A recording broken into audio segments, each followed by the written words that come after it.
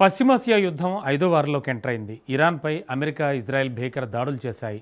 భారీ విధ్వంసం సృష్టించాయి. సుప్రీం లీడర్ అయతుల్లా ఖమేనీతో సహా పలువురు కీలక నాయకుల్ని అంతం చేశాయి. కానీ ఇరాన్ మాత్రం యుద్ధంలో వెనకడుగు వేయడం లేదు. కేవలం వైమానిక దాడులతో శక్తివంతమైన దేశాన్ని ఓడించడం అసాధ్యం. ఈ విషయం అమెరికా అధ్యక్షుడు ట్రంప్కు చాలా ఆలస్యంగా జ్ఞానోదయం అయింది. అందుకే ఇప్పుడు ఇరాన్ గడ్డపై అమెరికా సైన్యాన్ని దించాలని ప్లాన్ చేసింది. 52,000 ట్రూపులను సిద్ధం చేసింది. సైన్యం యాక్షన్లోకి దిగడమే ఇక ఆలస్యం. అయితే ఇరాన్ని ఆక్రమించుకోవడం అమెరికాకు అంత ఈజీనా? చరిత్ర ఎలాంటి సీక్రెట్లను బయట పెడుతోంది? ఇరాన్ ఆక్రమణ అమెరికాకు మరణ శాసనంగా మారుతుందా? ట్రంప్ సేనలు ఇరాన్ గడ్డపై అడుగు పెడితే ఏం జరుగుతుంది? Watch this. మృత్యుతో అమెరికా ఫైట్ చేయనుందా? ట్రంప్ సైన్యం దించితే ఇరాన్ ఏం చేయనుంది? అమెరికా యుద్ధాలపై చరిత్ర ఏం చెప్తోంది?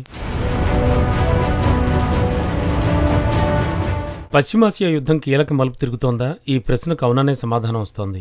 ప్రపంచాన్ని వణికిస్తోన్న ఇరాన్ యుద్ధంలో ఇప్పటివరకు కేవలం మిసైళ్లు, యుద్ధ విమానాలు, డ్రోన్లు, ఎయిర్ డిఫెన్స్ వ్యవస్థలు మాత్రమే కనిపించాయి. 5 వారాలుగా సాగుతోన్న యుద్ధం ఆక్రమణ దిశగా అడుగులు వేస్తోంది. యుద్ధంలోకి అమెరికా సైన్యాన్ని దించుతున్న చర్చ జోరుగా సాగుతోంది. సింపుల్ గా చెప్పాలంటే ఇరాన్ గడ్డపై అమెరికా సైన్యం యుద్ధం చేయనుందన్నమాట. అయితే ఇప్పుడు అసలు ప్రశ్న ఏమిటంటే, ఇరాన్లోకి అమెరికా సైన్యం ఎంట్రీ ఇస్తే పరిస్థితులు ఎలా ఉంటాయి? యుద్ధంలో ఎలాంటి పరిణామాలు చోటు చేసుకుంటాయి? ముందుగా అమెరికా ఎంతమంది సైన్యాన్ని యుద్ధంలోకి దించనుంది?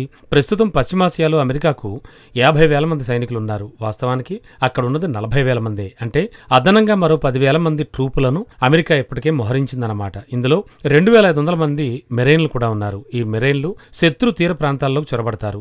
మరో 2,000 పారాట్రూపులు ఇప్పటికే అరేబియా సముద్రంలోకి చేరుకున్నాయి. ఈ సైనికులంతా 82 ఎయిర్ బేస్ డివిజన్స్ కు చెందినవారు. సాధారణంగా ఈ సైనికుల్ని ఆకాశ మార్గంలో శత్రు దేశాల్లోకి అమెరికా ఆర్మీ వదులుతుందన్నమాట. గత వారం చివరి నాటికి పశ్చిమాసియాలో మొత్తం 52,000 మంది సైనికులను అమెరికా మోహరించిందని స్పష్టంగా తెలుస్తోంది. అమెరికా మోహరించిన 52,000 మంది సైనికులంతా ఎక్కడున్నారు? వీరిలో ఎక్కువ మంది పశ్చిమాసియాలో ఉన్న అమెరికన్ సైనిక స్థావరాల్లో ఉన్నారు. మరికొంతమంది మాత్రం అమెరికన్ యుద్ధ నౌకలో ఉన్నారు. అయితే ఇరాన్ ఆక్రమించుకోవడానికి 52,000 ట్రూపులు సరిపోతాయా?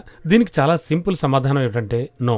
గతంలో జరిగిన ఆపరేషన్లు ఒకసారి చూడండి. 2023 నుంచి 25 వరకు జరిగిన గాజా యుద్ధంలో ఇజ్రాయెల్ 3 లక్షల మంది సైన్యాన్ని దించింది. 2003లో జరిగిన ఇరాక్ యుద్ధంలో అమెరికా భాగస్వామ్య దేశాలు సుమారు 2.5 లక్షల మంది సైన్యాన్ని మోహరించారు. 2001లో జరిగిన ఆఫ్ఘనిస్తాన్ యుద్ధంలో అమెరికా ఆధ్వర్యంలోని నాటో దేశాలు 1,00,000 మంది సైనికులను దించాయి. 1955లో మొదలైన వియత్నాం యుద్ధంలో అమెరికా ఏకంగా 5 లక్షల మంది సైనికులను యాక్షన్లోకి దించింది. అయితే ఇరాన్ ఆక్రమించుకోవాలంటే అంతకు మించి సైన్యాన్ని మోహరించాల్సి ఉంటుంది. ఇరాక్తో పోలిస్తే ఇరాన్ 4 రెట్లు పెద్దది. ఆఫ్ఘనిస్తాన్తో పోలిస్తే 2 రెట్లు పెద్దది. వియత్నాంతో పోలిస్తే 5 రెట్లు పెద్దది. సో గతాన్ని పరిశీలిస్తే ఒక విషయం స్పష్టంగా తెలుస్తుంది. అదేంటంటే 50,000 మంది ట్రూపులతో ఇరాన్ ఆక్రమించుకోవడం అనేది అసాధ్యం. ప్రత్యేకించి ఇరాన్ సైన్యం ఇప్పటికీ చెక్కు చెదరలేదు. వారు మందుగుండు సామాగ్రి, వారి వద్ద ఆయుధాలు సిద్ధంగా ఉన్నాయి. అంతేనా? యుద్ధంలోకి ఏకంగా 10 లక్షల మంది సైనికులను ఇరాన్ దించుతోంది. ఇరాన్ కు పదే పదే అమెరికా అధ్యక్షుడు డొనాల్డ్ ట్రంప్ వార్నింగ్ ఇస్తున్నాడు. ఒప్పందం కుదుర్చుకోకపోతే ఇరాన్ కు చెందిన ఖర్గ్ ద్వీపంతో పాటు విద్యుత్ ఉత్పత్తి కేంద్రాలు, చమురు క్షేత్రాలని సర్వనాశనం చేస్తామని ట్రంప్ హెచ్చరించాడు. సైన్యాన్ని రంగంలోకి దించి ఖర్గ్ దీవిని సులువుగా స్వాధీనం చేసుకుంటామని ట్రంప్ తెలిపాడు. అయితే అమెరికా అధ్యక్షుడు వార్నింగ్స్ పై ఇరాన్ స్పందించింది. ఇరాన్ పై భూతల దాడులకు అమెరికా దిగినా, లేదంటే ఏదైనా ఇరేనియన్ భూభాగాన్ని ఆక్రమించుకోవాలని ఎత్తిరించినా నరకం చూస్తారని ఇరాన్ మిలిటరీ ప్రతినిధి స్పష్టం చేశారు. అమెరికా మెరైన్లు యుద్ధానికి దిగితే పర్షియన్ గల్ఫ్ లోని భయంకరమైన షార్క్ చేపలకు ఆహారంగా మారతారని Iran supreme leader Mojtaba Khamenei warning ఇచ్చారు. అమెరికా దురాక్రమణను ఎదుర్కొనేందుకు తమ సైన్యం సిద్ధంగా ఉందని స్పష్టం చేశారు. అమెరికాకు ఒక రకంగా ఇరాన్ డెడ్లీ వార్నింగ్ ఇచ్చింది. భూతల యుద్ధానికి అమెరికా దిగితే సముద్రంలో ముంచేస్తామని ఇరాన్ క్లిస్టర్ క్లియర్ గా చెప్తోంది. నిజానికి ఈ వార్నింగ్ ఉత్తుదిదే కాదు. ఎందుకంటే ఇరాన్ ఆక్రమించుకోవడం అంటే అది అమెరికా మిలిటరీకి సవాల్గా చెప్పొచ్చు. ఎందుకంటే దీనికి 3 కారణాలున్నాయి. మొదటి కారణం, ఇరాన్లో ప్రభుత్వం ఇప్పటికీ అధికారంలో కొనసాగుతోంది. గతంలో అమెరికా చేపట్టిన దురాక్రమణలకు దీనికి చాలా స్పష్టమైన తేడా ఉంది. ఒకసారి 2003లో అమెరికా చేపట్టిన ఇరాక్ దురాక్రమణను చూడండి. అప్పట్లో కేవలం 3 వారాల్లోనే ఇరాక్ రాజధాని బాగ్దాద్ను అమెరికా స్వాధీనం చేసుకుంది. నిజానికి అప్పట్లో స్థానిక ఇరాకీలు కూడా అమెరికా యుద్ధానికి సహకరించారు. అమెరికా యుద్ధానికి దిగ్గానే సద్దాం హుస్సేన్ విగ్రహాలను ఇరాక్ ప్రజలు కూల్చేశారు. కానీ ఇలాంటి పరిస్థితులు ఇరాన్లో ఇప్పుడు కనిపించడం లేదు. అంతర్గత భద్రతపై ఇరాన్ ప్రభుత్వానికి పూర్తి నియంత్రణ ఉంది. ఒకవేళ అమెరికా భూతల దాడులకు దిగితే ఎదుర్కోవడానికి ఇరాన్ పారామిలిటరీ సైన్యం సిద్ధంగా ఉన్నాయి. ఇరాన్ సైన్యం డెడ్లీగా స్పందించే ముప్పు పొంచి ఉంది. అమెరికా ఆక్రమణకు దిగితే ఎదురయ్యే రెండో సవాల్ ఇరాన్ భౌగోళిక పరిస్థితులు. ఇరాన్ ఎంత పెద్ద దేశమో స్పష్టంగా తెలుసు. దీనికి తోడు ఆ దేశ నైసర్గిక స్వరూపం ఇరాక్ కంటే భిన్నమైంది. ఇరాన్ అత్యంత కఠినమైన ప్రాంతం. ఇక్కడ విమానాల ద్వారా వేల మంది సైనికులను దించడం అసాధ్యం. అమెరికాకున్న ఏకైక మార్గం భూమార్గంలోనే సైన్యాన్ని ఇరాన్కు పంపడం. ఇరాక్ టర్కీ సరిహద్దుల్లో నుంచి ఇరాన్లోకి సైన్యాన్ని పంపొచ్చు. ఆ రెండు దేశాల్లోనూ అమెరికా సైన్యాన్ని మోహరించేందుకు అవకాశాలున్నాయి. అయితే ఇక్కడే ఓ సమస్య ఉంది. ఇరాన్తో ఇరాక్, టర్కీ దేశాలు సరిహద్దులను పంచుకుంటున్నాయి. కానీ ఆ సరిహద్దుల్లో భారీ పర్వతాలు, లోయలు ఉంటాయి. వెళ్లడానికి ఇరుకైన దారులు మాత్రమే ఉన్నాయి. వీటన్నింటి కలయికే జాగ్రోస్ పర్వతాలు. పశ్చిమ ఇరాన్ నుంచి గల్ఫ్ తీర ప్రాంతానికి ఈ పర్వతాలు వ్యాపించి ఉన్నాయి. ఒక రకంగా చెప్పాలంటే ఇరాన్ కు జాగ్రోస్ పర్వతాలు సహజ రక్షణ కవచం. ఈ పర్వత మార్గాల్లో సైన్యాన్ని పంపడం అత్యంత క్లిష్టమైన ప్రక్రియగా చెప్పొచ్చు. ఇరాన్ లో అమెరికా సైన్యాన్ని మోహరించడానికి ఎదురయ్యే సవాల్కు మూడో కారణం అమెరికాలో ట్రంప్ యుద్ధానికి సొంత ప్రజల మద్దతు లేకపోవడం. 2003లో ఇరాక్ దురాక్రమణకు 70% మంది అమెరికన్లు తమ మద్దతు ప్రకటించారు. నిజానికి ఇరాక్ అప్పట్లో చాలా కాలంగా అమెరికా అధ్యక్షులు ఓ బూచిగా చూపించారు. దాన్ని ప్రజలు నమ్మేశారు. అందుకే పెద్ద ఎత్తున ఇరాన్ ఆక్రమణకు మద్దతు పలికారు. ఆఫ్ఘనిస్తాన్ విషయంలో కూడా ఇలాగే జరిగింది.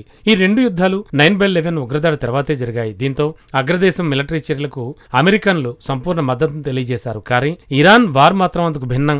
సుమారు 61% మంది అమెరికన్లు ఇరాన్ పై దాడిని వ్యతిరేకిస్తున్నారు. కేవలం 36% మంది మాత్రమే ట్రంప్ యుద్ధానికి మద్దతు తెలుపుతున్నారు. నిజానికి ట్రంప్ రెండోసారి అధికారం చేపట్టిన తర్వాత అత్యంత దారుణ స్థాయికి ప్రజాదరణ పడిపోవడం ఇదే తొలిసారి. దీన్ని బట్టి చూస్తే ఇరాన్ పై ట్రంప్ చేపట్టబోయే ఆక్రమణకు రాజకీయంగా మద్దతు కరువైంది. అయినప్పటికీ ఇరాన్ పై సైన్యాన్ని దించడంలో ట్రంప్ వెనక్కి తగ్గకుండా తాజా నివేదికల ప్రకారం చూస్తే కొన్ని వారాలుగా ఇరాన్ పై భూతల దాడులకు పెంటగాన్ సిద్ధమవుతున్నట్లుగానే తెలుస్తోంది. ఇరాన్ను నిజంగానే ట్రంప్ పూర్తిగా ఆక్రమించుకుంటాడా? నిజానికి అమెరికా పూర్తి స్థాయిలో ఇరాన్ను ఆక్రమించుకునేందుకు సిద్ధంగా లేదు. అంటే లిమిటెడ్ దాడులకే పరిమితం అవుతుందన్నమాట. ఉదాహరణకు ఖర్గదీవుని ఆక్రమించుకోవడం, హర్మూజ్ జలసంధి ప్రాంతాలను స్వాధీనం చేసుకోవడం, ఇలాంటి చర్యలకు అమెరికా దిగచ్చు. ఈ ఆపరేషన్లలో ప్రత్యేక బలగాలను అమెరికా మోహరిస్తుంది. ఇక్కడ సమస్య ఏంటంటే ఈ ఆపరేషన్లు కూడా అత్యంత రిస్క్ తో కూడుకున్న వ్యవహారమనే చెప్పొచ్చు. అమెరికా భూతల దాడులకు ఇరాన్ సిద్ధంగా ఉంది. అమెరికన్ సైనికులు ఒక రకంగా కిల్లింగ్ ఫీల్డ్స్ లోకి ప్రవేశిస్తున్నారన్నమాట. లిమిటెడ్ ఆపరేషన్లు కూడా అమెరికాకు భారీగా ఎదురుదెబ్బలు తప్పవు. నిజాయితీగా చెప్పాలంటే ఇరాన్ పై యుద్ధానికి దిగి ట్రంప్ పద్మ వ్యూహంలోకి ఎంట్రీ ఇచ్చాడు. దీనిలోంచి బయటపడేందుకు అవకాశాలు కనుచూపు మేరలో కనిపించడం లేదు. హర్మూజ్ జలసంధి మార్గాన్ని తెరవకుండా ఇరాన్ యుద్ధంలో విజయం సాధించామని ట్రంప్ చెప్పుకోలేని పరిస్థితి నెలకొంది. ఇరాన్ పై ఆధిక్యం ప్రదర్శిస్తేనే హర్మూజ్ మార్గానికి రూట్ క్లియర్ అవుతుంది. ఇరాన్ కు చెందిన వ్యూహాత్మక ప్రాంతాలను ట్రంప్ స్వాధీనం చేసుకున్నప్పుడే అది సాధ్యమవుతుంది. కానీ అదే ఇప్పుడు అసాధ్యంగా మారింది. ఇరాన్ యుద్ధంలోకి ఎరక్కపోయొచ్చి ఇరుక్కుపోయినట్లయింది అమెరికా పరిస్థితి.